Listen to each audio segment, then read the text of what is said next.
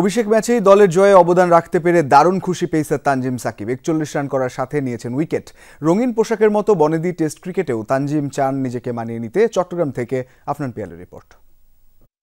পেলেন এবং বল হাতে শুরুতে একটা উইকেট নিলেন, দারুণ একটা ক্যাচ নিলেন এবং ৪১ রান করলেন। ফিলিংসটা কেমন? না, ম্যাচ জিতছি, খুব ভালো লাগতেছে আসলে। আর পার্সোনাল অ্যাচিভমেন্ট ঠিক আছে, ওকে আছে, কিন্তু আলহামদুলিল্লাহ ম্যাচ জিতছি, এটাই আলহামদুলিল্লাহ। আর একটা ব্যাপার, আপনি ৪১ রান করলেন ডেবিউতে ১০ নম্বরে নেমে, এটা বাংলাদেশের সেকেন্ড হাইয়েস্ট। তো এই রেকর্ডটা করতে পেরে কেমন লাগছে?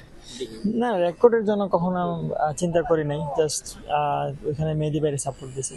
তানজিম সাকিব ৪১ রান করেছেন, দারুণ একটা ক্যাচ নিয়েছেন, ডেবিউতে শুরুতেই একটা উইকেট তুলে নিয়েছেন। সাধারণত তাকে সাদা বলে খেলতে দেখা যেত, সাদা পোশাকেও তিনি শুরুটা দারুণ করেছেন। নিশ্চিতভাবেই চাইবেন এই শুরুটা আরো ক্যারি করে নিয়ে যেতে। আফনান পিয়াল, যমুনা স্পোর্টস, বীরশ্রেষ্ঠ মতিউর রহমান স্টেডিয়াম, চট্টগ্রাম।